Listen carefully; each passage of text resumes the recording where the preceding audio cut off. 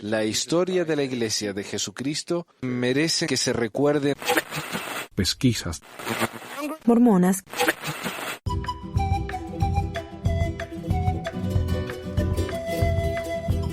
Hola a todos, bienvenidos al episodio 222 de Pesquisas Mormonas del 4 de agosto de 2019.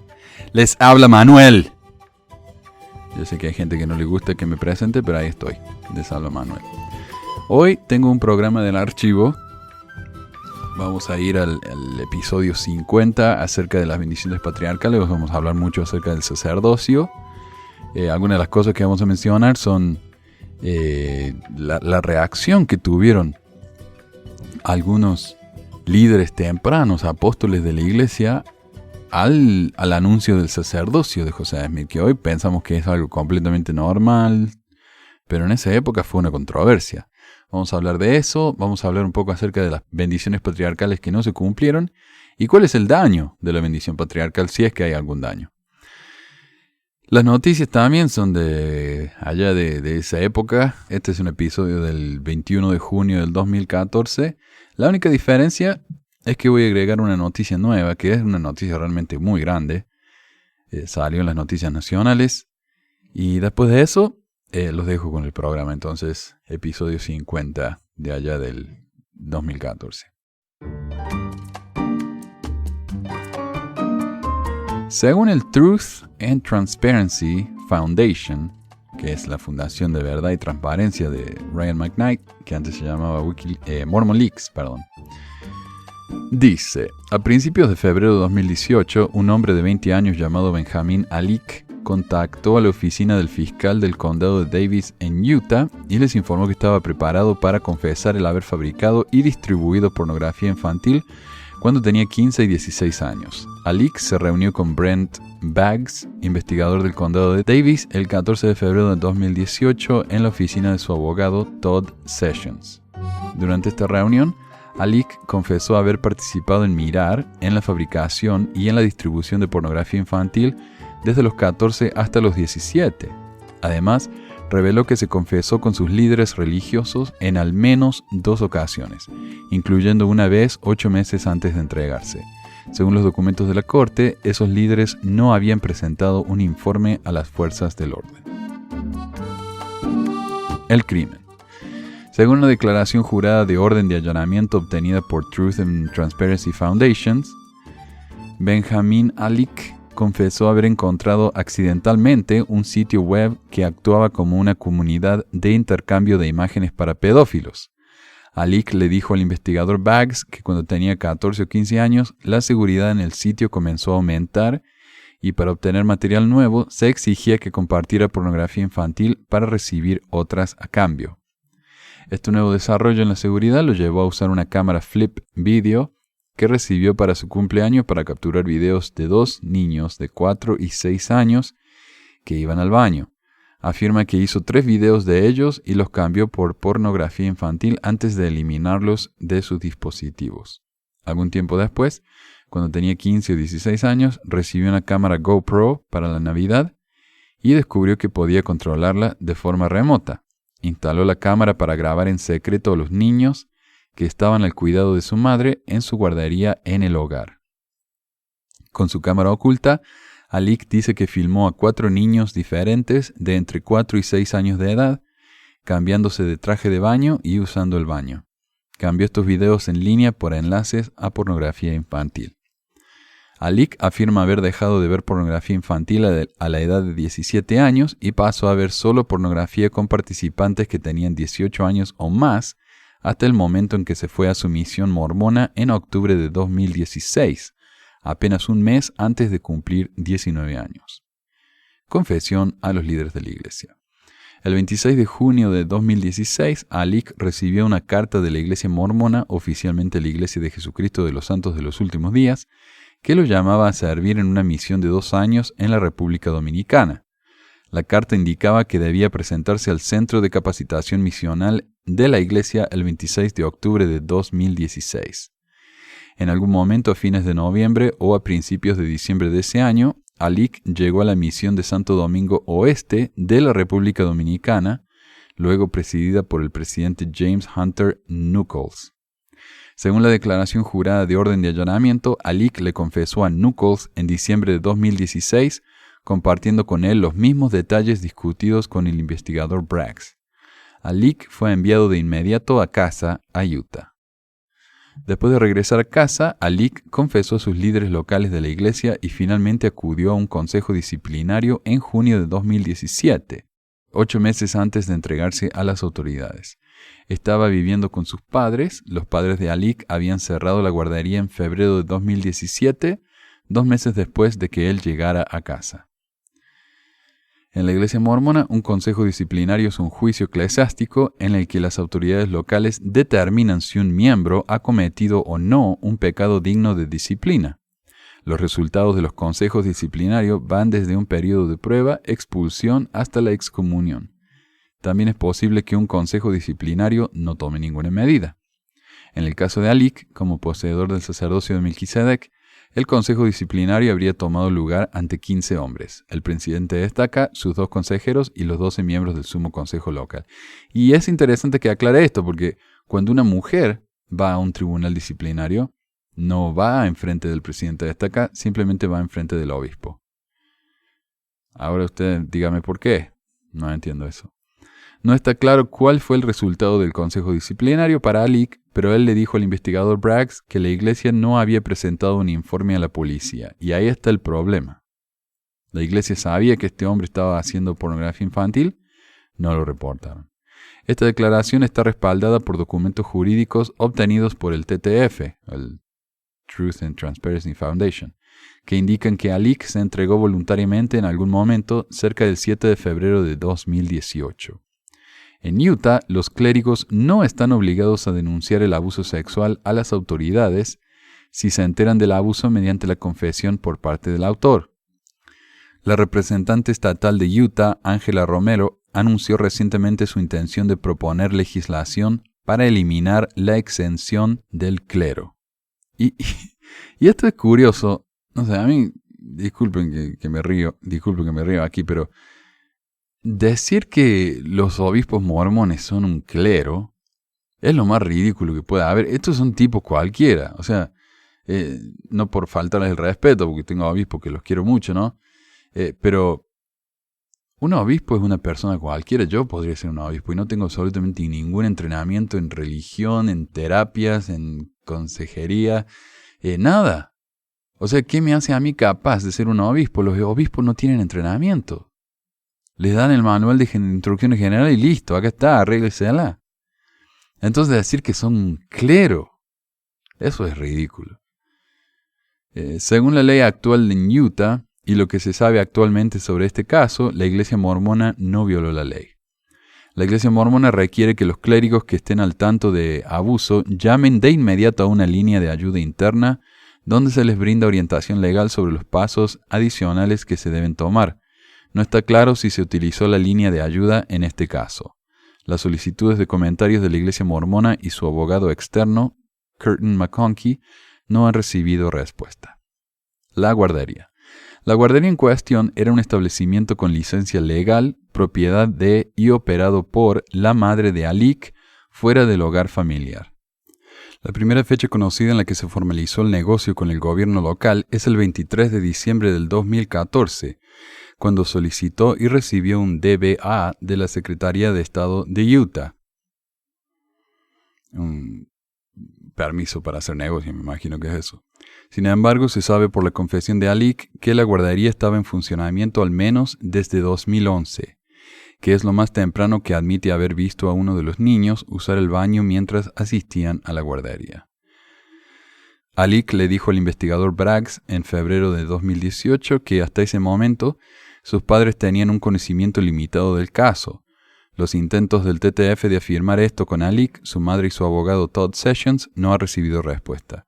De ser cierto, Alik habría tenido que regresar a casa para vivir con sus padres después de cumplir solo 2 meses de su misión y haber pasado por un consejo disciplinario de la iglesia sin que sus padres supieran la verdadera razón de estos eventos. Según un documento presentado por el secretario de Estado de Utah el 5 de abril de 2017, el registro de DBA de la guardería fue cancelado. Además, el padre de una de las víctimas de Alik, que acordó hablar con el TTF bajo condición de anonimato, dice que en algún momento de enero de 2017 se les informó que la guardería cerraría en marzo de 2017. Poco tiempo después recibieron otra notificación de que la fecha de cierre se trasladaría hasta febrero de 2017, 2 meses después de que Alik regresara a casa para vivir con sus padres y un año completo antes de que finalmente se entregara. Estas notificaciones, según la fuente, no indicaban que se hubiera producido pornografía infantil en el hogar o que su hijo pudiera ser una víctima. Los padres de la víctima dicen que desconocían por completo cualquier problema relacionado con actividades ilegales hasta que alguien del condado de Davis los contactó en junio de 2018. Fue entonces cuando se les dijo que Alik había fabricado pornografía infantil en el hogar y que su hijo aparecía en los videos. Procedimientos legales. Los documentos obtenidos por el TTF muestran que en algún momento cercano al 7 de febrero de 2018, Alik se entregó voluntariamente a la oficina del fiscal del condado de Davis. Aproximadamente 7 días después, el 14 de febrero de 2018, Alik se reunió con el investigador Braggs y confesó haber fabricado y distribuido pornografía infantil. El 5 de abril de 2018 se emitió una orden de allanamiento de todos los dispositivos electrónicos de Alik. Más tarde ese verano, el 1 de agosto de 2018, Alik fue acusado de 8 delitos graves de segundo grado. 6 por la distribución de imágenes voyeurísticas y 2 son por la explotación sexual de un menor. La oficina del fiscal del condado de Davis tenía a su discreción el presentar cargos contra Alik como un adulto o como un menor de edad. Eligieron acusarlo como menor. O sea, si a él lo acusaban como mayor, él podía ir a la cárcel por esto. Si lo acusaban como menor, todo lo que tiene que hacer es ir a un centro de detención de menores y cumplir su sentencia ahí, lo cual es mucho más ligero, ¿verdad? Y como este chico se confesó y vino la policía, entregó todo, entonces le dieron una sentencia un poco más fácil. Y yo voy a hablar un poco acerca de mis opiniones sobre esto. Según la orden de disposición, Alik se presentó culpable de los 8 cargos el 6 de septiembre de 2018. Durante la sentencia, los padres de las 2 víctimas, ambos de los padres de Alik y el propio Alik, hicieron declaraciones. El tribunal determinó que la continuación en el hogar sería contraria al bienestar del niño y la comunidad, y comprometió a Alik a asegurarle el confinamiento en el sistema de justicia juvenil de Utah hasta su 21º cumpleaños, la sentencia máxima permitida por el Tribunal de Menores. Sin embargo, la sentencia llegó 12 semanas antes de cumplir 21 años y fue puesto en libertad de inmediato el 28 de noviembre de 2018. En el momento de este artículo, la entrada de Alik en el registro de delincuentes sexuales de Utah indica que todavía vive con sus padres en el hogar donde ocurrieron los crímenes. Y, miren, a mí me da... realmente hay pocas cosas que me den tanto odio y tanto asco como alguien que se abusa sexualmente de un menor. Y el abuso no es necesariamente hacerlos participar en algo sexual, sino en hacer esto, en sacar una foto, sacar un video de estos chicos, ponerlo en internet para que unos asquerosos de porquería lo miren y se masturben mirando eso. O sea, honestamente, como maestro de chicos de primer y segundo grado, no puedo imaginarme algo más detestable que eso. Por el otro lado, este chico tenía 14, 15 años. O sea, hizo algo estúpido, pero era un nene él mismo, era un niñito. O sea, él tal vez no se dio cuenta en esa época de lo tremendo que fue su crimen. Pero los líderes de la iglesia sí. Estos eran hombres mayores, estos eran adultos que lo escucharon confesar algo tan horrible como eso y no lo reportaron. Ahora, yo como maestro, si yo me entero de que un chico está siendo abusado de cualquier manera, ya sea por un adulto o por otro chico, yo estoy obligado a llamar a la agencia de servicios familiares. Tengo que hacerlo. Si la policía se entera de que yo supe eso y no llamé a los servicios familiares, yo me puedo meter en problemas legales. Sin embargo, la iglesia, por alguna razón, ellos no tienen esa responsabilidad. ellos pueden quedarse callados y está completamente bien. Es legal. Ahora me da lástima a mí que este chico se le ha arruinado la vida por lo que ha hecho. Su nombre está por todas partes, está por las noticias locales, como digo, y nacionales. Cualquiera que busque el nombre de este chico en el futuro, lo va a encontrar y va a saber lo que hizo. Entonces, de nuevo, su nombre se ha arruinado. Y todo porque la iglesia se negó a entregarlo. O sea, y al final el chico se sintió tan mal, la iglesia lo perdonó, la iglesia hizo esto, lo otro, pero al chico eso no le alcanzó. El chico sintió que él tenía que ir y confesar a la policía. O sea, el perdón de la iglesia no le alcanzó a él. Lo que me dice a mí, que este chico, al final de cuentas, es más moral que los líderes de esa religión. Si ellos lo hubieran entregado como debían hacerlo, como deberían haberlo hecho, tal vez, ok, no es legal, no es un requisito legal que lo hagan, pero es un requisito moral. Si ellos lo hubieran hecho, esto se hubiera arreglado con la ley y nadie se hubiera enterado, asunto resuelto.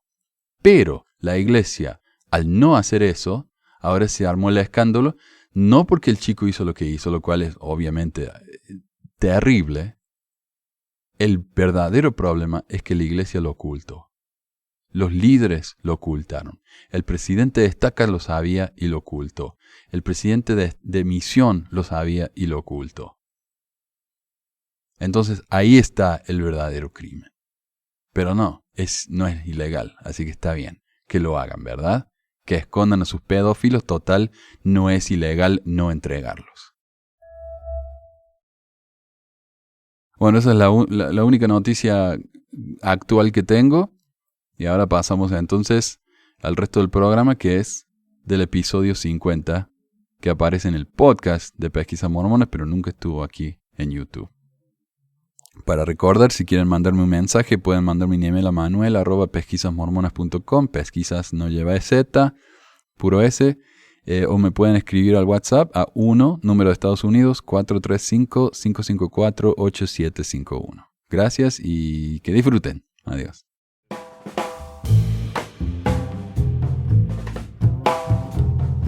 Y hay un comentario que recibí hoy mismo. Acabo de tener esta discusión acá, conversación con un muchacho que recién se une al grupo y me parece que está un poco asustado por lo que encontró. Y dice: testifico que Brigham Young fue un profeta y tengo copias de manuscritos oficiales. Tanto han transgiversado los críticos de la iglesia estos registros, con decirte que hasta han dicho que los santos de los últimos días creemos que Jesús es hijo de Adán. Imagínate. Así que ese tema no lo toco mucho porque siempre targiversan esta publicación y por lo demás no es oficial.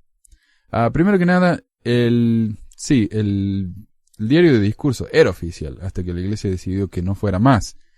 Ya no lo publica más la iglesia, pero uno lo puede comprar. Y no solamente eso, se puede leer en el sitio de la BYU.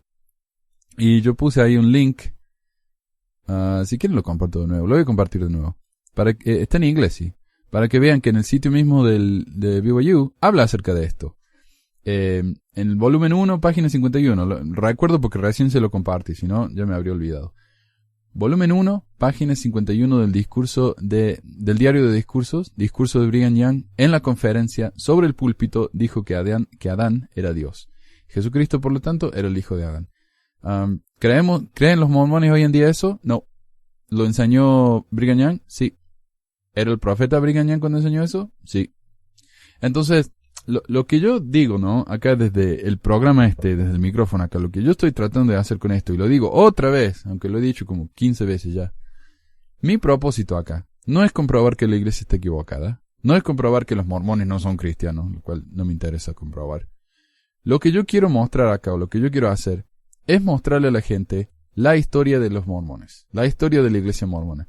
Cuando uno ve la historia, puede tener varias reacciones. Uno aprende la historia y dice, mira vos, bueno, menos mal que Dios ya aclaró todo eso y hoy tenemos la verdad restaurada. Ok, es una actitud sana, pienso yo. Otra actitud podría ser, ¿por qué? Y entonces vivir una vida dentro de la iglesia cuestionándose por qué y tratando de buscar explicaciones, lo cual también me parece muy bien. Y eso es lo que hacen los apologistas, aunque a mí me parece que los apologistas son un tanto deshonestos, mi opinión. Al menos algunos, los que conozco. Y por último, uno escucha estas cosas y dice, esto no es nada de lo que me enseñaron a mí cuando yo me uní a la iglesia. Esto no me lo enseñaron, no. ¿Por qué estoy aprendiendo esto ahora? No me gusta, me voy. Yo creo que cualquiera de las tres opciones es algo sano. Pero lo que yo digo, si uno va a estar en la iglesia, tiene que saber de qué se trata. Y esta es mi función. Y no porque yo creo que soy una especie de Batman que tiene que andar corrigiendo todos los errores de la humanidad. Pero porque si yo hubiera sabido estas cosas hace 25 años cuando me bauticé en la iglesia, hubiera podido haber tomado una decisión con respecto a mi membresía mucho antes. Yo no sé si hablé hace un tiempo acerca de los septiembre 6, que fueron 6 intelectuales que fueron excomulgados de la iglesia en los 80, lo cual no se vio bien para la iglesia, porque tuvo que lidiar con publicidad, con gente que... publicidad nacional, de diarios que querían saber acerca de por qué, que la iglesia no le gusta a los disidentes, como la palabra censura, a los intelectuales. Bueno, está pasando de nuevo. 2 personas están siendo excomulgadas o han sido llamados a un tribunal de disciplina. Uno de ellos se llama John Dehlin, que es el fundador de un podcast, tal vez el primer podcast de la iglesia mormona, así con temas de la iglesia que tal vez no eran 100% favorables. Se llama Mormon Stories. Y él, yo creo que él ha sido la inspiración a todos los que hemos hecho este tipo de programa de ese entonces hasta ahora. Y a pesar de que yo no concuerdo con este hombre 100%, me parece una tristeza lo que le está pasando. De que lo quieren echar de la iglesia, a pesar de que él no se quiere ir.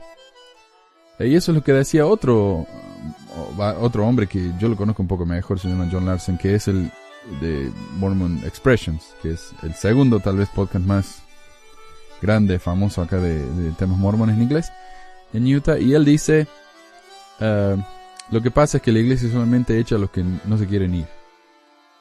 John Larson dice, yo me quise ir por años y a mí no me dijeron nada, así que me tuve que ir solo. Y es lamentable, pero acá yo tengo un par de noticias acerca de esto. Algo que fue reportado en el New York Times y parece que se esparramó por todos lados. Este es de un diario de México. Dice, buscan excomulgar a mormona que pugna por igualdad de géneros. La fundadora de un grupo de mujeres mormonas que presiona a favor de la igualdad de géneros dice que la iglesia está tratando de excomulgarla. Más específicamente, ella es la fundadora de Ordenen a las Mujeres, que espera que las mujeres puedan recibir el sacerdocio. Lo cual tampoco me parece bien porque la iglesia no quiere, entonces ¿para qué presionarlo? La iglesia dice que tiene una revelación de Dios, de que no se puede. Entonces ¿para qué? ¿Para qué? Pero ellas quieren cambiar. Y me parece que la iglesia ellos tienen el derecho de dar su voz, pero a la iglesia no le gusta, así que dice ella que esta semana recibió una carta del obispo de su congregación en Virginia, informándole de una audiencia disciplinaria el 22 de junio. Ok. En la carta publicada en el blog de Kelly, el obispo dice que los líderes de la iglesia están considerando expulsarla por razones de apostasía, que se definen como la defensa pública y repetida de posturas contrarias a las enseñanzas de la iglesia. Kelly dice que está asombrada y devastada. La mujer ha liderado manifestaciones en las últimas 2 conferencias de la Iglesia de Jesucristo y los Santos de los Últimos Días, donde objetó que se prohibía la presencia de mujeres en las reuniones de los hombres. Sí, ella también hizo lo de el día de que las mujeres tienen que llevar pantalones a la iglesia. Ella quiere que las mujeres puedan ir a las reuniones del sacerdocio, porque después de todo los sacerdotes pueden ir a las reuniones de socorro. Entonces ella dice, ¿por qué no? Igual les van a publicar esta charla, ¿por qué no podemos ir? Pero nunca la han dejado entrar.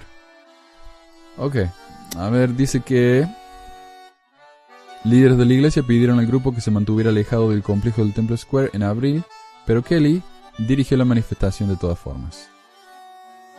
Pero fue una manifestación muy pacífica, ella no hicieron ningún tipo de problema, ruido, nada, simplemente se pararon ahí y dijeron, nos gustaría entrar. No, ok, y se quedaron ahí, eso fue todo.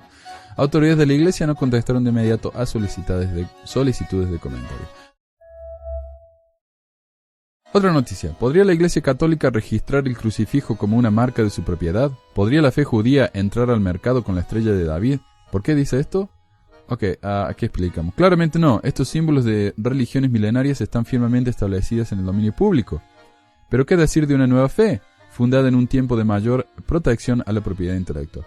Esta es la esencia de un debate que tiene lugar en Texas, Estados Unidos, donde la Iglesia de Jesucristo de los Santos de los Últimos Días está librando una batalla legal con un sitio web para parejas llamado Mormon Match por el uso de la palabra mormón.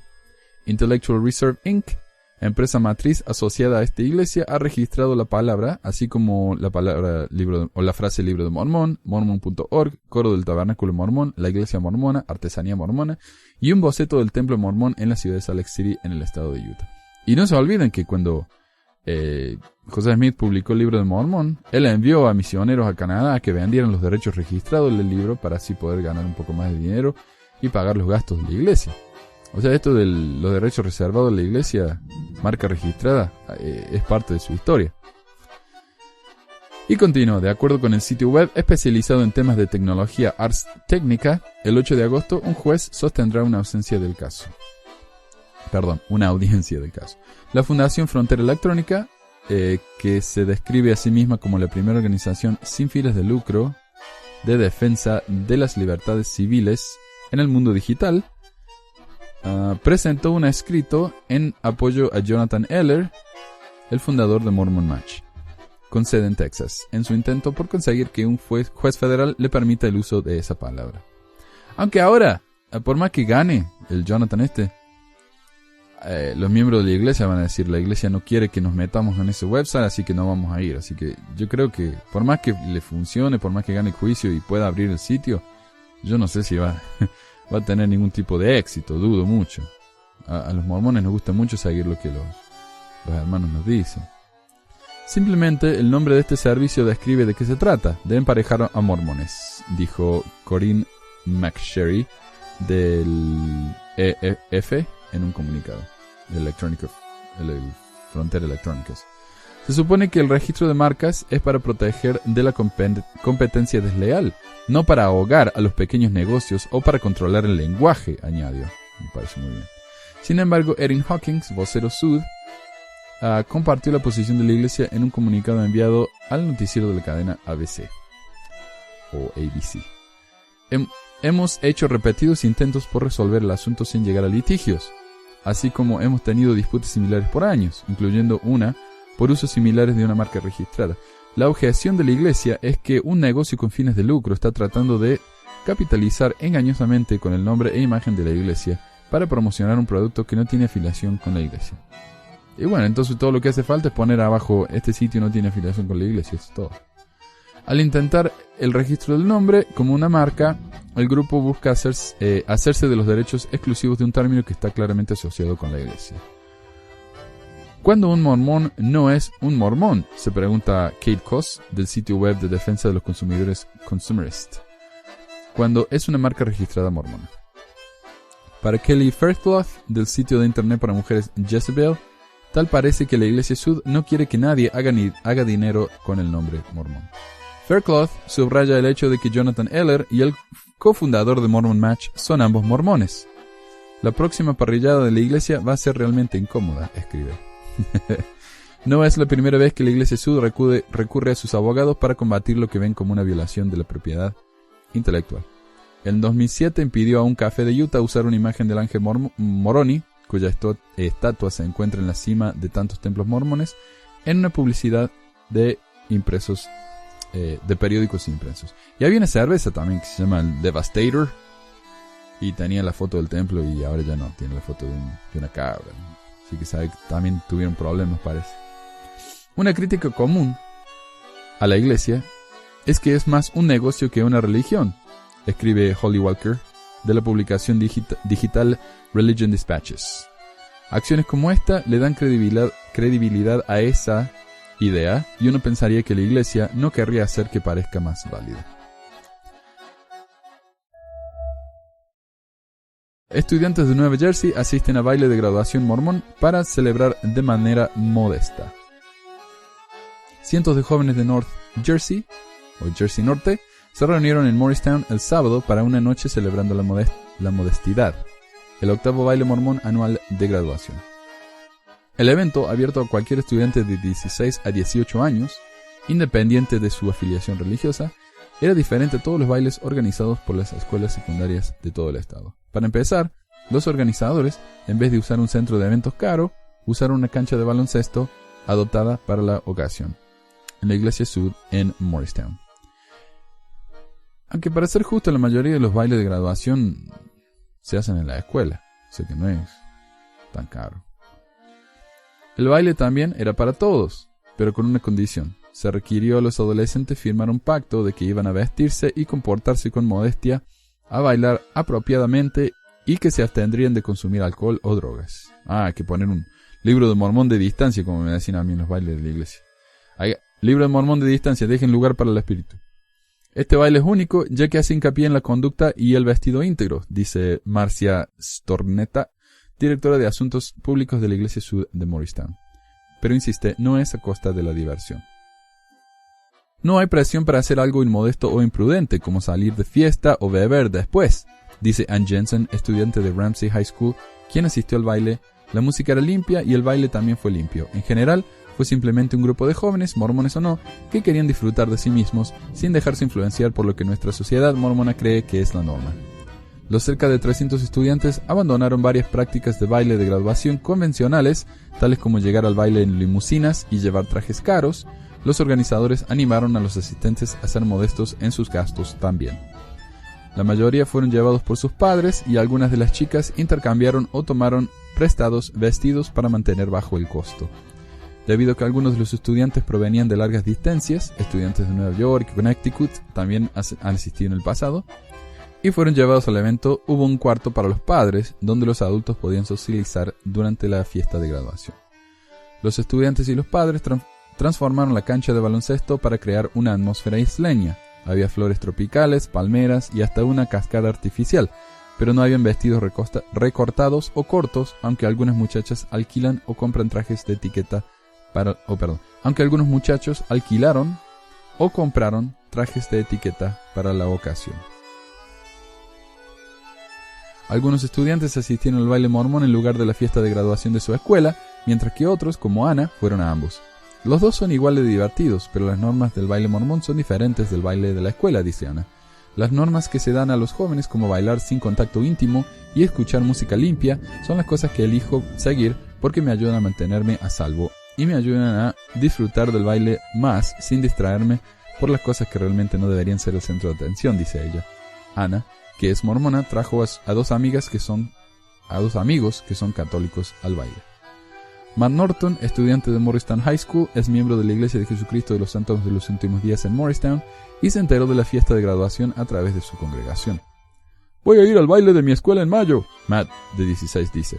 Los tipos de baile y la música van a ser muy diferentes. Será más inapropiado en el baile de la escuela. Lo que aprendió de la experiencia, las niñas todavía se ven bien en vestidos modestos. El baile mormón comenzó después de que estudiantes Sud se quejaron a sus padres acerca de los bailes en sus escuelas secundarias. Estoy seguro que los chicos fueron y le dijeron, mamá, es demasiado divertido. Cindy Manchester de Pompton Plains fue una de las líderes de los jóvenes santos de los últimos días, líder en su congregación en Caldwell, que escuchó a varios adolescentes en su área, incluyendo a su hija Danielle, sobre sus preocupaciones acerca de la vestimenta inmodesta, la blasfemia, la conducta lascivia y el gasto excesivo en sus fiestas de graduación de la escuela secundaria. Manchester se asoció con Heidi Elton, una líder de jóvenes de la congregación de Short Hills, cuya hija comparte las mismas preocupaciones. Las dos madres se unieron para crear un baile alternativo con un ambiente más saludable. Fueron a los líderes de la iglesia quienes aprobaron el plan y la primera edición del baile mormón se llevó a cabo en Morristown en el 2006. El evento es patrocinado en su totalidad por las iglesias mormonas de todo el estado. Los valores del baile mormón solo ayudan a mantener el foco en la danza, en la diversión y disfrutar de una buena noche con los amigos, dice Ana. A mí me parece excelente, ¿no? Si uno cree que las fiestas del mundo son horribles, en vez de andar cambiando a que todo el mundo haga lo que uno quiere, no, vayan y hagan la suya. Me parece excelente.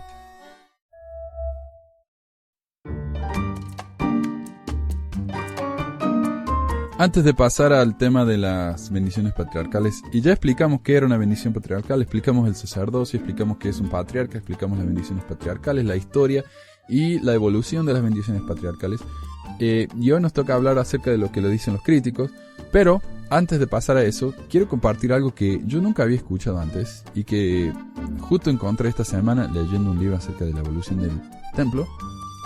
A ver, yo lo que no sabía es que cuando se empezó a dar los diferentes oficios del templo, del sacerdocio, no todos los miembros estaban felices con eso.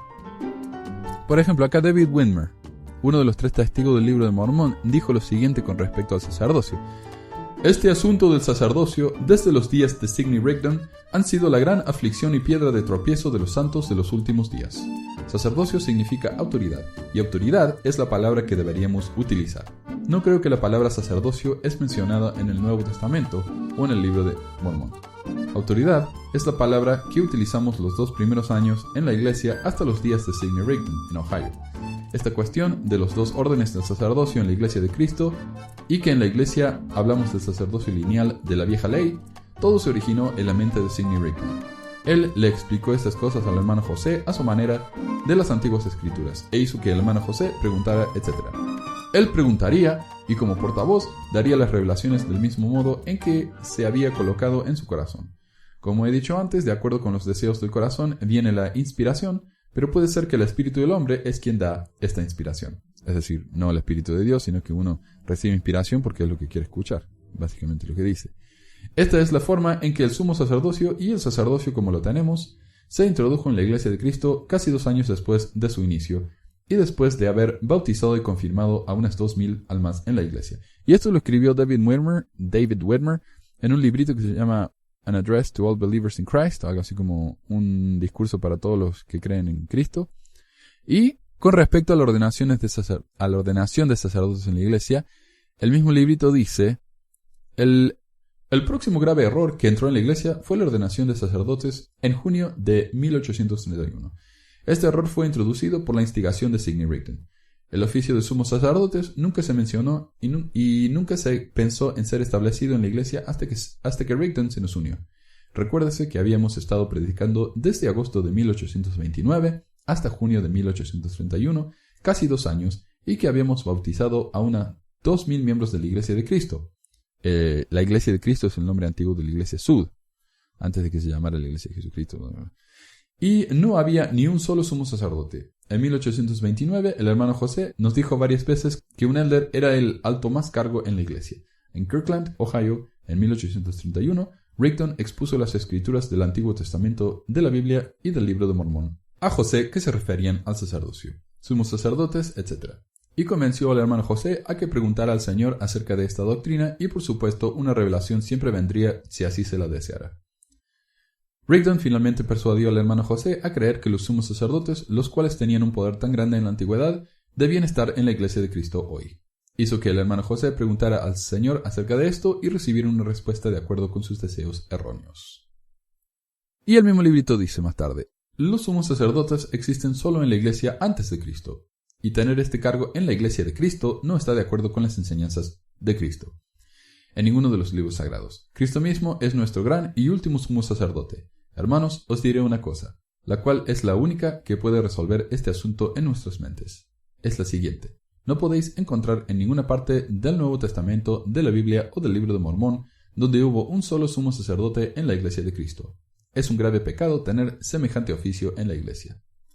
En Kirkland, Ohio, en junio de 1831, 2 primeros sumos sacerdotes fueron ordenados. Cuando ellos fueron ordenados, justo en ese momento, el diablo atrapó y prohibió a Harvey Whitlock a hablar, la cara desencajada en forma de demonio. También John Murdoch y otros fueron capturados por el diablo de una manera similar.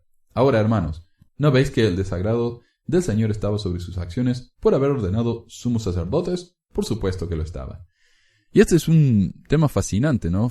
Tuvieron una reunión, se le dio el sumo sacerdocio a los primeros sumos sacerdotes de la iglesia, y muchas personas dijeron que ellos notaron que la gente estaba transformada en demonios, que el demonio los había poseído. Algunos explican esto diciendo que es que el diablo no quería que José restaurara estas verdades, pero acá, ¿cómo se llama? David Widmer nos está diciendo que no, lo que pasó es que Dios no quería que el sacerdocio existiera de esta forma, porque no era apropiado, por lo tanto permitió que el diablo tomara posesión de esta gente. Hiram Page, uno de los 8 testigos del Libro de Mormón, también dijo que el cargo de sumo sacerdote no pertenece a la Iglesia de Cristo bajo la dispensación del Evangelio. Y menciono esto simplemente para mostrar algo que nunca antes había escuchado, yo, y algo que nunca se vería en la Iglesia de hoy. Un líder, como Whitmer, o como Hiram Page, escribiendo una publicación supuestamente oficial de la Iglesia, condenando una de las acciones del profeta, quien había actuado en base a una revelación, especialmente en relación al sacerdocio. Lo que dicen los críticos. Bendiciones patriarcales. Las bendiciones patriarcales son a menudo citadas como testigos espirituales especiales muy reales, dadas a los miembros por parte de la deidad a través de los patriarcas. Las bendiciones patriarcales son a menudo citadas como testigos espirituales especiales muy reales, dadas a los miembros por parte de la deidad a través de los patriarcas. Muchos miembros las toman muy en serio y a menudo dicen cuán inspirado el patriarca debe haber sido para haber proporcionado la bendición única y aplicable para el receptor. El llamado de patriarca se cita a menudo como uno de los llamamientos más difíciles en la Iglesia y solo se da a los hombres más espirituales. El proceso de la entrevista. El patriarca se entrevista con el destinatario de la bendición patriarcal antes de proporcionársela. ¿Por qué es necesario eso? Durante la entrevista se piden muchos detalles de su vida, su educación, profesión, estado civil, esperanza, aspiraciones, testimonios, etc. Es solo una coincidencia que muchas de estas cosas que le cuentas al patriarca terminan en alguna forma en la bendición. Si él conseguía realmente la información del espíritu, entonces no tendría que cuestionarte para obtener información de antemano. Y yo tengo esta experiencia que me pareció muy extraña cuando yo recibí mi bendición. Mi patriarca me preguntó antes de darme la bendición, ¿no? En la entrevista me preguntó, ¿y de dónde proviene tu apellido? Yo le dije, bueno, es árabe. Ah, ok. Entonces, ¿tu abuelo era árabe? Sí, mi bisabuelo era árabe, etcétera. Y inmediatamente, cuando me empezó a dar la bendición, me dijo, tú eres descendiente de los semitas y los camamitas y qué sé yo, y camitas, no sé cómo se dice, los cananeos. Y de repente yo era semita, ¿no? Y por alguna razón eso significaba que mi sangre era muy escogida y todo eso. Y yo dije, qué interesante que lo que le acabo de decir está en la bendición ahora. No pensé mucho de eso, pero me llamó la atención. Igual, no pienso que eso invalide la bendición, pero igual me llamó la atención, como digo. Recibí mi bendición patriarcal, dice el crítico mientras asistía a la Universidad de Brigham Young. Me hizo muchas preguntas sobre mis estudios y lo que planeaba hacer con mi carrera. Mi bendición patriarcal declaró muchas cosas que implicaban atributos de mi profesión que yo le había contado, aunque nada era único para mí. Todo lo demás era bastante genérico y podría haberse aplicado a cualquier persona a pesar de ser una bendición muy larga, 2 páginas completas. También dijo mal el nombre de mi padre. Creo que un patriarca verdaderamente inspirado habría dicho el nombre de mi papá correctamente, independientemente de lo que le pareció oír, ya sea cuando me dio la bendición o cuando la transcribió después y me la envió por correo. A mí personalmente, como nazi de la gramática, como se dice acá, nazi de la gramática, lo que me llamó la atención fue los horrores de gramática cuando hablaba este hombre. Cosas básicas, ¿no?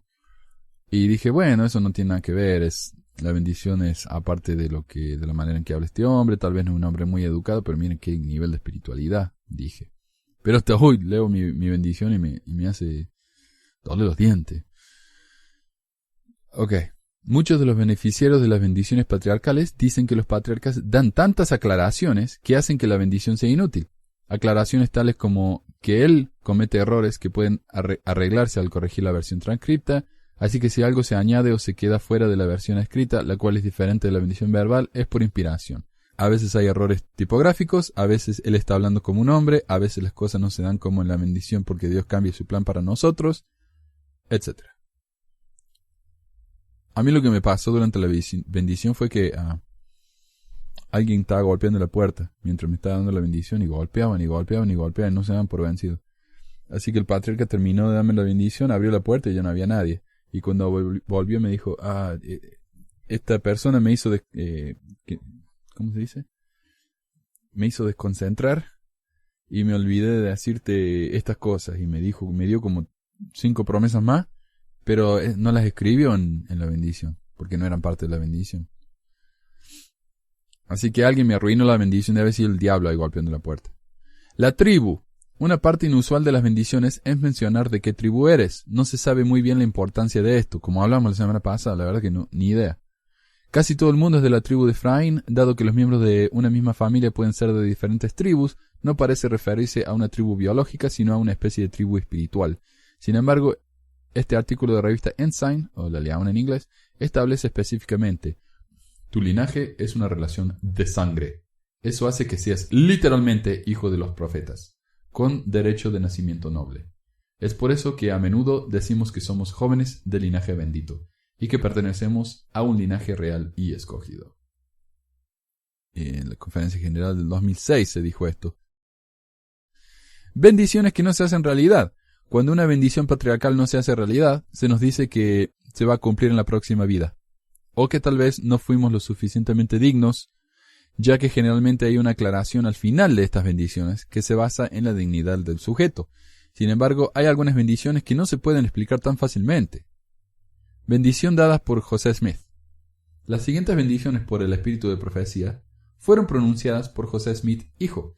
Estas bendiciones fueron dadas por visión y el espíritu de profecía el 18 de diciembre de 1833 y escrito por mi propia mano en ese momento, y sé que son correctas de acuerdo con la voluntad del Señor. Así habló el vidente, y estas son las palabras que brotaron de sus labios, mientras que las visiones del Todopoderoso estaban abiertas a su juicio, diciendo. Lo que me olvidé de aclarar es que esto lo está diciendo Oliver Cowdery. ¿No? Es su testimonio de lo que vio, oyó y escribió o transcribió. Bendito del Señor es mi hermano Hiram. Él será un eje en la mano de Dios para ejecutar juicio sobre sus enemigos. Y él será escogido por la mano del Señor, que ninguna de sus partes secretas será descubierta por sus enemigos para lastimarlo. Los reyes se contarán entre sus amigos, y se les será solicitado que se siente en concilio por naciones y reyes lejanos. He aquí que él será bendecido con la abundancia de las riquezas de la tierra, oro, plata y tesoros de piedras preciosas, de diamantes y platino. Sus carros serán numerosos, y su ganado se multiplicará abundantemente, caballos, mulas, asnos, camellos, dromedarios, bestias veloces. Punto de vista de la crítica. Hiram nunca experimentó ninguna de estas cosas en su relativamente corta vida. Y si, como nos dicen, ¿no? Si estas promesas no se cumplen en esta vida, tal vez se cumplen en la próxima vida. ¿Para qué podría querer Hiram Smith carros y oro y dromedarios en la próxima vida? Otro ejemplo de una bendición patriarcal que no se hizo realidad. Oliver B. Huntington recibió una bendición de su padre, William, el 7 de diciembre de 1836, registrado en el libro Bendiciones Patriarcales. El texto dice: Yo pongo mis manos sobre ti y te bendigo con una bendición de padre. Tú serás llamado a predicar el evangelio a esta generación. Antes de la edad de 21 has de ser llamado a predicar la plenitud del evangelio. Has de tener poder con Dios incluso para trasladarte al cielo y predicar a los habitantes de la luna o los planetas si fuese necesario. Si tú eres fiel, todas estas bendiciones se te serán dadas. Ok, Oliver Huntington fue uno de los hombres más cercanos a Brigham Young después. Y yo leí acá en el libro sobre el templo que él fue uno de los que ayudaron a preparar el templo o la sala de actividades del templo en Salt Lake. O sea que él era un hombre muy activo en la iglesia y fue un activo miembro de la iglesia toda su vida. Sin embargo, no se le cumplió la bendición y no fue a la luna a predicar a la gente allí. Punto de la crítica. Es evidente que no había manera de que el hermano Huntington podría haber predicado a los habitantes de la luna. Y uno podría decir, sí, pero esto no es una profecía del profeta, no es una profecía de Brigham Young o de José Smith. Ya vamos a hablar de eso, porque las hay. Pero aparte de eso, es un patriarca. Los patriarcas fueron llamados por el profeta, directamente en esa época, por el profeta, para dar bendiciones. Y las bendiciones supuestamente son las bendiciones de Dios para estas personas. Entonces, los miembros fieles a menudo tratan de interpretar que todas las bendiciones se hacen realidad. Un ejemplo está en el discurso del apóstol James E. Faust, llamada Bendiciones del Sacerdocio. El elder John A. Whitsoe dijo: siempre hay que tener en cuenta que el cumplimiento de las promesas hechas puede venir en esta vida o en la vida venidera. Los hombres han tropezado a veces porque las bendiciones prometidas no se han dado en esta vida. No han podido recordar que en el Evangelio la vida con todas sus actividades continúa para siempre y que los trabajos de la tierra se pueden continuar en el cielo. Además, el dador de la bendición, el Señor, se reserva el derecho a que se conviertan en realidades en nuestras vidas, como convenga a su propósito divino. Nosotros y nuestras bendiciones estamos en las manos del Señor. Pero existe el testimonio general de que cuando la ley del Evangelio ha sido obedecida, las bendiciones prometidas se han cumplido. Esto se ilustra muy bien en la bendición patriarcal de mi padre. Se le dijo en su bendición que sería bendecido con muchas hijas hermosas. Mi madre y él se convirtieron en los padres de 5 hijos. No les nacieron hijas, pero trataron a las esposas de sus hijos como hijas. Hace algunos años, cuando tuvimos una reunión familiar, vi a las nueras de mi padre, a sus nietas y bisnietas trabajando, atendiendo a la comida y cuidando a los niños pequeños y a los ancianos, y me di cuenta que la bendición del padre literalmente se había cumplido. Él tiene ciertamente muchas hijas hermosas. El patriarca que dio a mi padre su bendición tenía una visión espiritual como para ver más allá de esta vida. La línea divisoria entre el tiempo y la eternidad desapareció. Comentario de la crítica. A medida que los miembros de la Iglesia den a los patriarcas este tipo de libertad, prácticamente cualquier bendición puede interpretarse de que se ha cumplido, lo que hace que las bendiciones no tengan ningún valor real. ¿Pueden las bendiciones patriarcales ser perjudicial para las personas? Resúmenes de testimonios de exmiembros. Mi bendición patriarcal prácticamente ha arruinado mi vida. He intentado seguirla a la letra y ninguna de las cosas pasaron. He limitado mis opciones en la vida para que estas bendiciones fueran una realidad. Ahora que estoy fuera, hace solo unos pocos meses, puedo ver cómo mi marido y yo tratamos mucho para que nuestras bendiciones se hicieran realidad, lo cual nos llevó a tomar muy malas decisiones, como tener demasiados hijos u obtener notas muy bajas en la escuela, lo cual pensamos que ayudaría a cumplir las bendiciones. Una línea en la mía dice: en los primeros años de tu matrimonio, tu esposo se va a alejar para recibir capacitación y educación.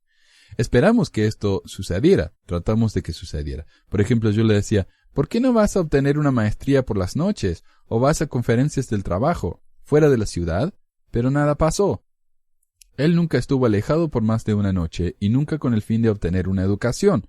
Por último, llegamos a nuestro 10º aniversario y me dijo: bueno, creo que los primeros años de nuestro matrimonio se han terminado oficialmente. Él estaba muy preocupado de que yo pensaría que me había casado con el hombre equivocado.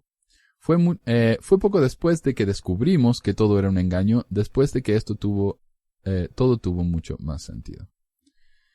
Y otra vez, esta persona trató de interpretar a su bendición de manera literal, pero en la iglesia se nos dice, bueno, tal vez no es literal, hay que ver, en ese señor se estaba refiriendo a otra cosa, tal vez él sí obtuvo capacitación, pero era otra cosa, qué sé yo. Y está bien, es como el oráculo, ¿no? Ahí en Grecia, en Atenas, que había un oráculo, y el oráculo era una persona que estaba parada encima de un geyser, algo así, que largaba unos gases tóxicos, y esta persona entonces estaba drogada todo el tiempo ahí. Entonces la gente venía y le decía, oráculo, el oráculo de Delfos siendo el más conocido, ¿no?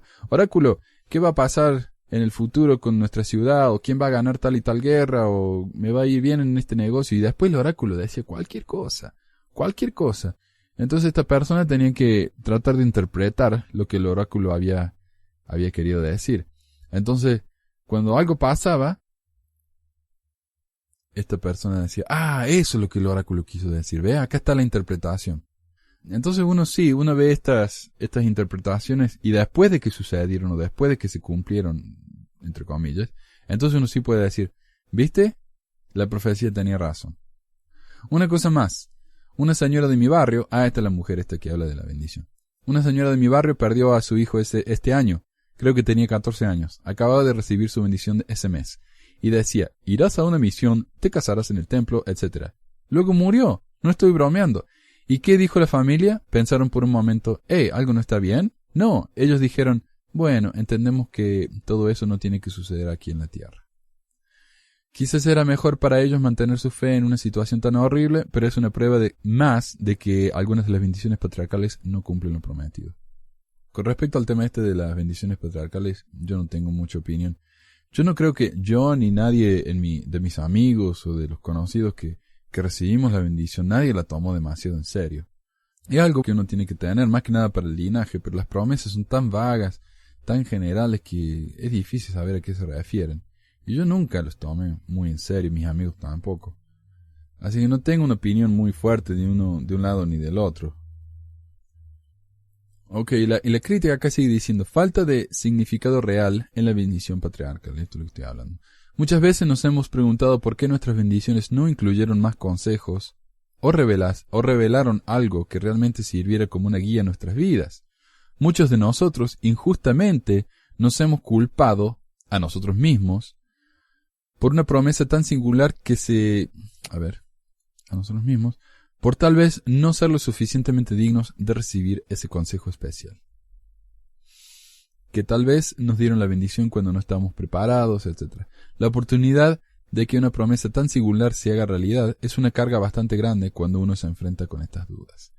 O sea, básicamente, si las promesas no se hacen realidad, no quiere decir que la bendición no sea verdadera o que el patriarca se equivocó. Lo que sucedió es que 1. Se va a dar en el mundo venidero. 2. Que no fuiste lo suficientemente digno para merecer la bendición. O 3. Que se hizo realidad, pero no te diste cuenta.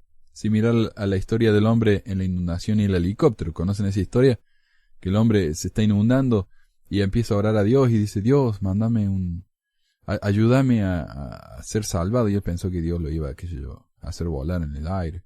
Entonces viene una lancha y dice, hey, vamos, que está la inundación. Y él dice, no, Dios me va a ayudar. Después viene, un helicóptero y dice, hey, vamos, que la inundación te va a llevar. Dice, no, Dios me va a ayudar. Y la inundación viene y se lo llevó y se murió. Entonces él va y le dice, Dios, te pedí que me ayudaras, ¿por qué no me ayudaste? Dice, ¿cómo que no? Te mandé una lancha, te mandé un helicóptero. Entonces, de la misma manera, ¿no? En las bendiciones patriarcales decimos, esta es la bendición y esta es la promesa. Y uno dice, pero no se me dio esa bendición y esa promesa. Dice, pero ¿no te diste cuenta? Esta era la bendición y esta era la promesa. Pucha, no te diste cuenta. Pero no, sí, se cumplió. Otro ejemplo que vale la pena mencionar de profecías que se cumplen después que uno no se dio cuenta es la profecía de Nostradamus, las cuales son tan generales que es fácil llenar cualquier explicación en ellas.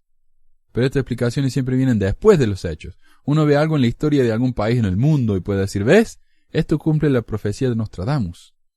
Pero si esas profecías fueran específicas y verdaderas o útiles, nos ayudarían a saber de antemano de qué se tratan o a prevenir las catástrofes y horrores que profetizaban. Por ejemplo, si yo te digo, en un futuro cercano algo muy bueno te va a pasar, y es todo lo que te digo, bueno, no te estoy dando la suficiente información como para saber cuándo te va a pasar, qué es lo que te va a pasar, etc. Entonces, cualquier cosa buena que te pase puede considerarse como un cumplimiento de mi promesa. Y último ejemplo, en mi bendición patriarcal se me dice que voy a estar en muchos lugares ruidosos, oscuros y llenos de humo. ¿A ustedes qué les parece que puede significar eso? Para mí, para el 16 años de edad Manuel de esa época, yo, que estaba dispuesto a ser una estrella de rock, y estaba aprendiendo a tocar la guitarra y tenía mi guitarra eléctrica, yo iba a ser un rockero, ¿no? Esto, obviamente lo interpreté como que iba a ser en efecto una estrella de rock, y que iba a tocar en conciertos con humo y luces. Cuando esto no se cumplía, empecé a pensar que tal vez se refería a las dificultades y tribulaciones normales de la vida. La oscuridad, el ruido y el humo se referían a las dudas y la confusión que uno sufre. Pero lo que voy es que esa promesa es tan vaga y general que podría significar cualquier cosa. Especialmente cuando se lo mencioné a mis amigos, a dos de mis amigos en realidad, quienes vivían en mi estaca y recibieron su bendición del mismo patriarca, y me dijeron que el patriarca les había dicho lo mismo a ellos, le había hecho la misma advertencia. Entonces, esta vez la parte más triste, es que lo que primero pensé que era una promesa, no era una promesa, sino que era una advertencia. Y una advertencia que le estaba dando a todo el mundo, no solamente a mí. Pero pasemos al tema de los hombres en la luna. Como mencionamos, la bendición patriarcal de Oliver Huntington ha sido causa de mucha burla por parte de los críticos de la Iglesia.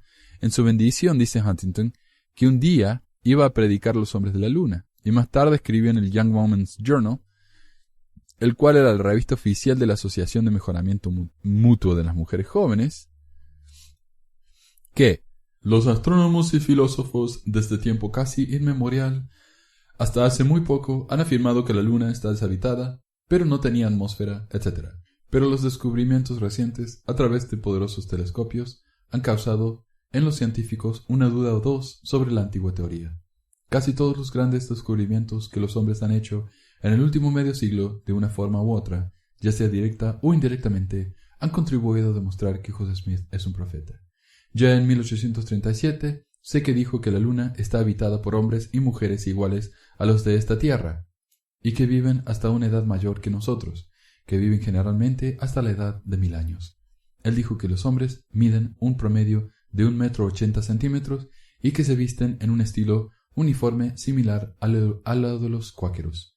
En mi bendición patriarcal, dada por el padre de José, el profeta, en Kirtland en 1837, me dijeron que yo debía predicar el Evangelio antes de que cumpliera 21 años de edad, que debo predicar el Evangelio a los habitantes sobre las islas del mar y a los habitantes de la luna, incluso el planeta que ahora podéis ver con vuestros ojos.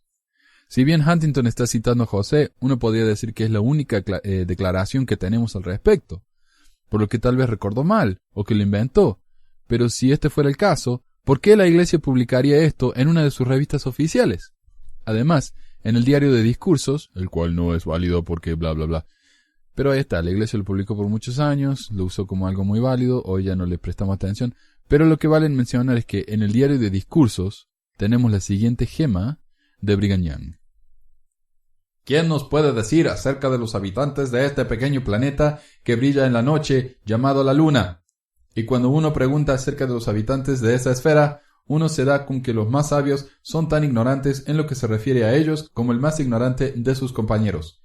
Lo mismo sucede con respecto a los habitantes del Sol. ¿Creen que está habitado? Yo más bien creo que sí. ¿Crees que hay vida allí? No hay duda de ello. No fue creado en vano. Entonces ahora tenemos la versión de alguien que dijo haber escuchado a José Smith decir que la Luna está habitada, publicada en una revista oficial de la Iglesia. Y además tenemos las palabras de Brigham Young dadas sobre el púlpito en una conferencia general de que no solo la Luna está habitada, sino que la Luna es un planeta y que también hay gente que vive en el Sol. ¿Ok? Esto está en el diario Discurso, volumen 13, discurso del 24 de julio de 1870. Ahora, si nos parece que eso es extraño, porque por supuesto él dice que los científicos son ignorantes y no saben nada, aunque los científicos hicieron que el hombre caminara en la Luna, casi como probando lo opuesto, y una vez que existía en el mundo la tecnología para viajar al espacio, en 1961, el elder José Fielding Smith, que en esa época era presidente del Quórum de los 12, pero que más tarde pasó a ser el profeta y presidente de la Iglesia, dijo: «Nunca vamos a mandar a un hombre al espacio. Esta Tierra es la esfera del hombre, y nunca se pretendió que se alejara de ella. La Luna es un planeta superior a la Tierra, y nunca se pretendió que el hombre debería ir allí.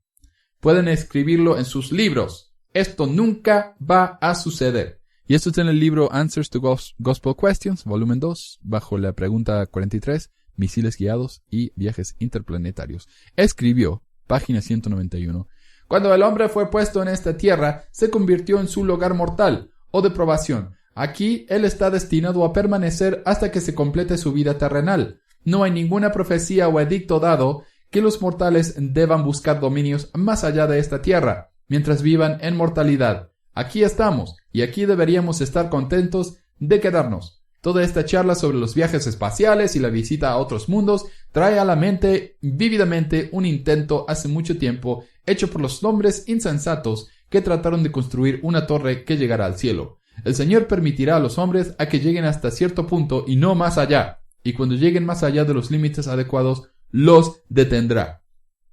Ok, ahora como sabemos, el hombre fue al espacio, el hombre fue a la Luna, y hemos enviado naves sin personas hasta Marte.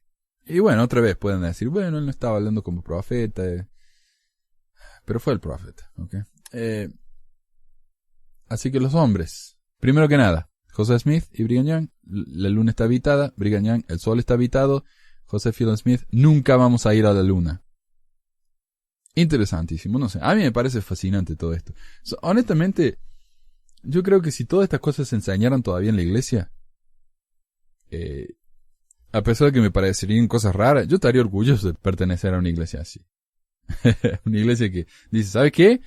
Yo sé que la iglesia, la ciencia nos prueba incorrecto, pero nosotros lo creemos igual. ¿Cómo que no? Hay hombres en la luna. Está bien, no están escondidos, quién sabe. Yo tuve una charla una vez con un director de institutos allá él era del sur, de Ushuaia, por ahí, y él vino a Córdoba a darnos una charla y él dijo, los extraterrestres están dentro de la Tierra. La Tierra es hueca, la Tierra es como una cáscara, y adentro de la Tierra vive esta gente. Por eso es que tienen los ojos tan grandes, porque no hay luz allá adentro. Entonces necesitan tener los ojos grandes, y por eso es que los extraterrestres siempre vienen del norte, porque ahí está el hueco por el que entran a la Tierra. Y eso nos lo enseñó él en una charla, en una clase de seminario. Y me encantó, fue una de mis clases favoritas, y todavía hasta hoy recuerdo esa clase y me encantó, ¿no? Así que bueno, no, si enseñáramos cosas así en la iglesia, yo creo que traería mucha más gente, por supuesto, mucho más interesante. Ok, bueno, gracias de nuevo y espero que no haya ofendido demasiada gente hoy y nos estamos escuchando pronto. Gracias.